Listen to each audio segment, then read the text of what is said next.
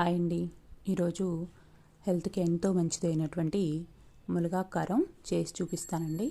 మీరు దీన్ని పూర్తి కొలతలతో చూడాలంటే నా ఛానల్లో చూడండి. ముందుగా కరివేపాకుని మునగాకుని ఈ విధంగా ఫ్రై చేసుకోవాలి. తర్వాత కొన్ని ఎండుమిరపకాయలు కూడా తీసి ఆయిల్లో ఫ్రై చేసుకోవాలండి. అదే ఆయిల్లో కొన్ని పచ్చిశనగపప్పు కూడా వేయించి పక్కన పెట్టుకోవాలి.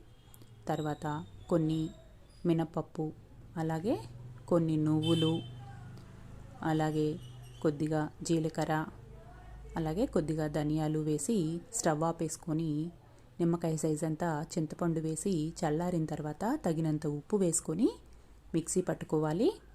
తర్వాత వేయించిన మునగాకు కూడా వేసి ఒకసారి గ్రైండ్ చేసుకోవాలి. చివరగా ఒక 10 వెల్లుల్లి రెబ్బలు వేసి బరగ్గా మిక్సీ పట్టుకోవాలి. అంతే అండి, రెడీ అయిపోయింది.